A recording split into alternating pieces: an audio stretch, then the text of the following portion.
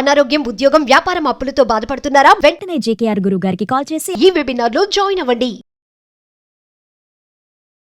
నమస్తే రమగారు. నమస్తే జయ. రమగారు, ఏదైనా మంచి కథ చెప్తారా?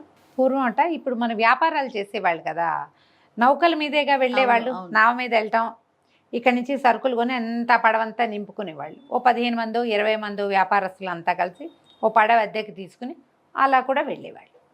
అయితే ఒక పెద్ద ఓడ ఒకటి బయలుదేరిందట సముద్రం మీద. మగధ సామ్రాజ్యం నుంచి బయలుదేరితే వీళ్ళు ప్రతి చోట కొన్ని పెద్ద పెద్ద రేవులు వచ్చినప్పుడు ఆ రేవులో ఆగేవాళ్ళు.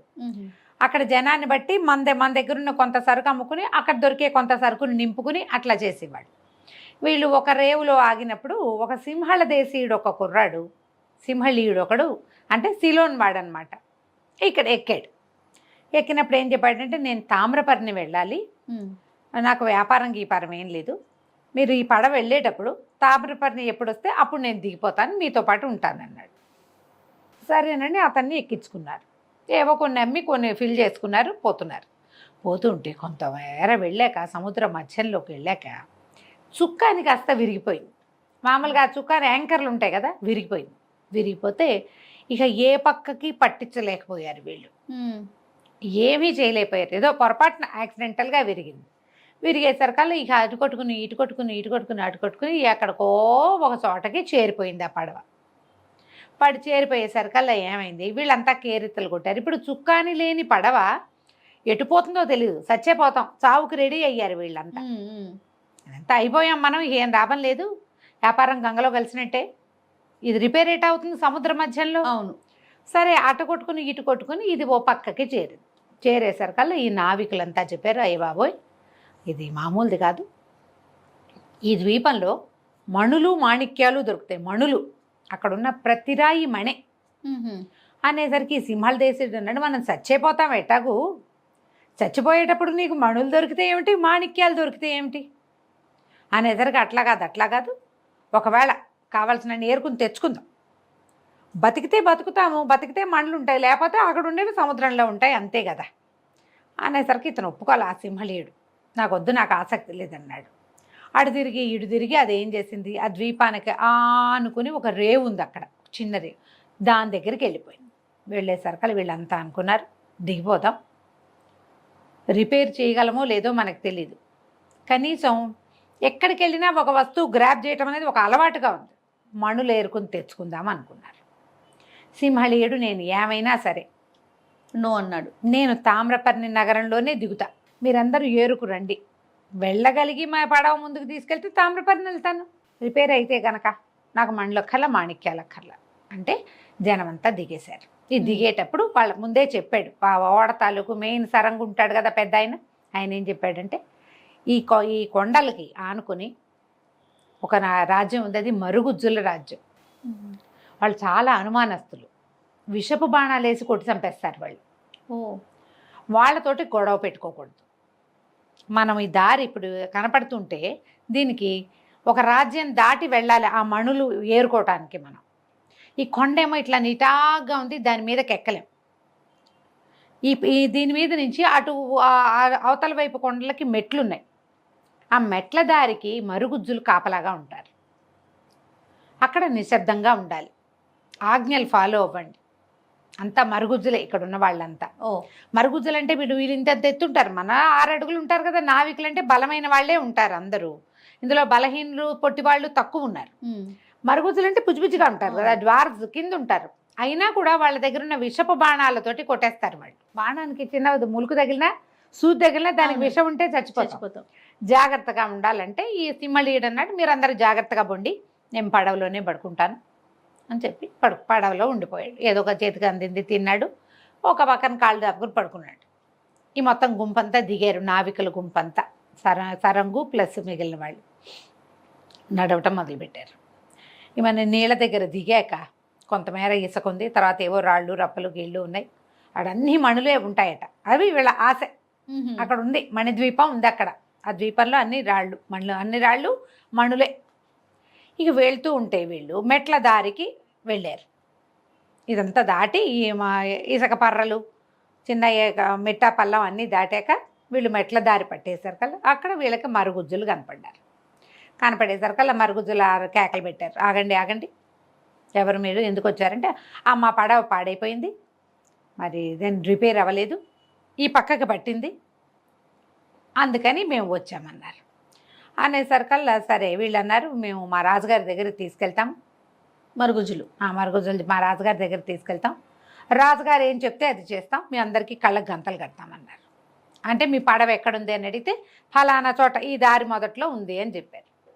వీళ్ళు కళ్ళకు గంతలు కట్టి వీళ్ళని తీసుకెళ్తూ ఉండగా మిగిలిన వాళ్ళంతా, ఇప్పుడు వీళ్ళేమో వాళ్ళంతా పొట్టివాళ్ళు కదా, ఈ గట్టంతా ఎక్కి చూస్తే వీళ్ళు పడవ ఎక్కడుందని చెప్పారో అక్కడ పడవ గత్త లేదు. ఓ, వీళ్ళు పడవ అక్కడే పెట్టొచ్చారు, దానికి చుక్కాని లేదు, నేలకేసి యాంకర్ గుచ్చి ఆపడానికి. అది వెళ్ళిపోయింది. అది అక్కడ పెడితే అది ఏమైంది, ఈ ద్వీపానికి చుట్టుగా, ఈ మణి ద్వీపానికి చుట్టూతా ప్రవాహం ఉంది.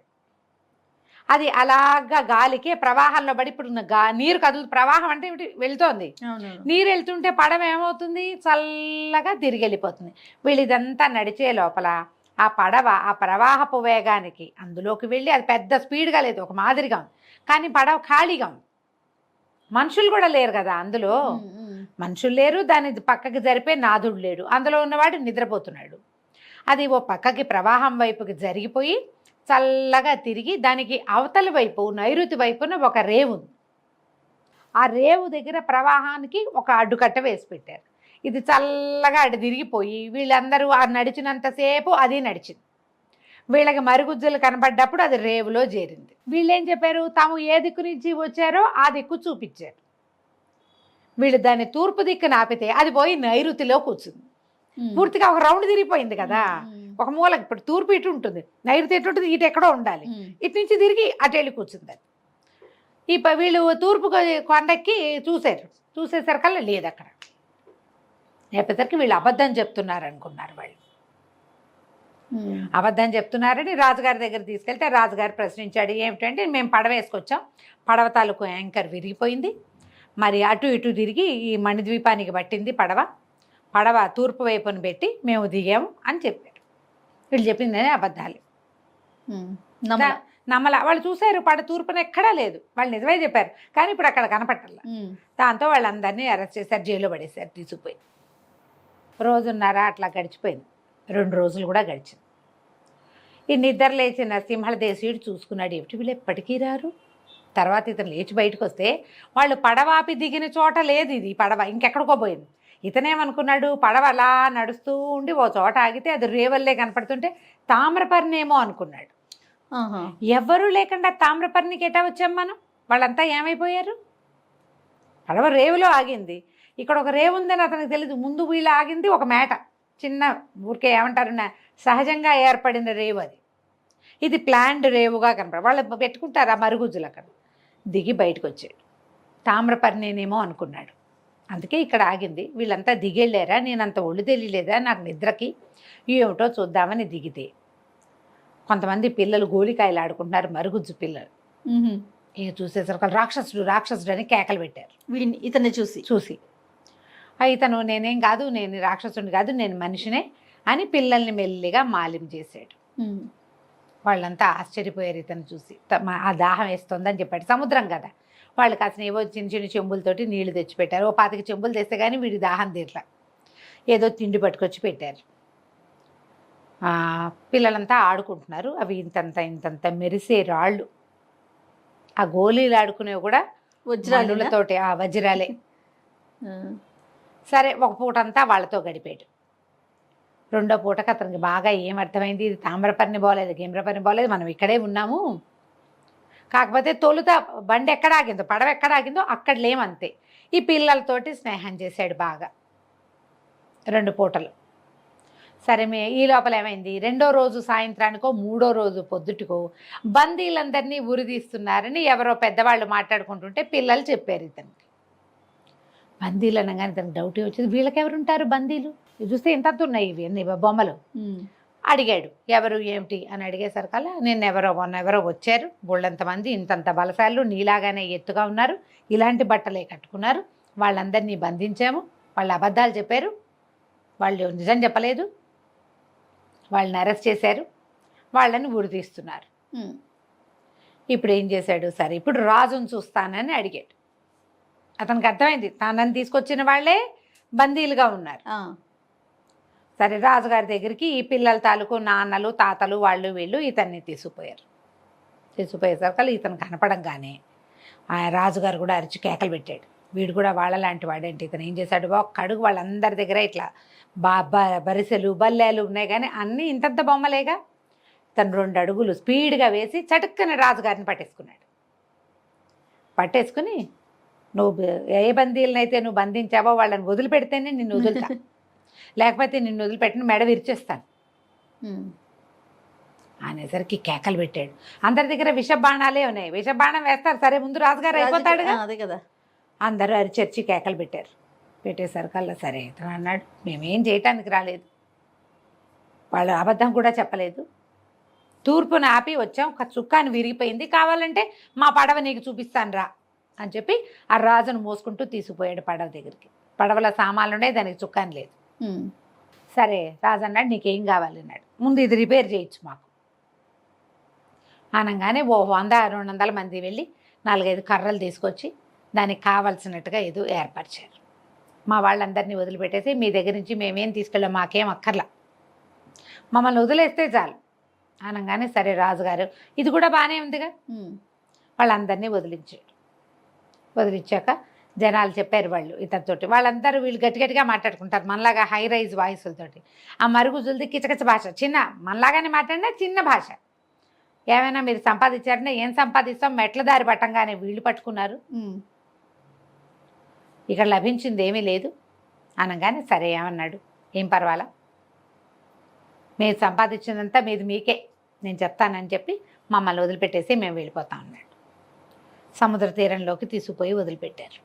ఆ సముద్ర తీరంలో మొదట ఇతనితో ఫ్రెండ్షిప్ చేశారు, బోళ్ళంతమంది పిల్లలతో ఆడాడు కదా, వాళ్ళకి చెప్పాడు మేము కూడా గోళీకాయలు ఆడుకుంటాం, మీరు గోళీలు ఆడతారు కదా, అవి మాకు కాసిన రాళ్ళు తెచ్చిపెట్టండి, ఇవి ఎక్కడివి ఏమిటంటే ఈ ద్వీపం నిండా అవే ఉంటాయి గుండ్రెటి రాళ్ళు, కాస్త పెద్దవి తిండి, వాటిని మేము గోళీలుగా చేసుకుంటాం అనేసరికి ఆ పిల్లలంతా ఒక గుంపుగా 100 మంది పిల్లలు పోయి తలా ఎన్ని రాళ్ళు పట్టుకొచ్చి ఇచ్చారు.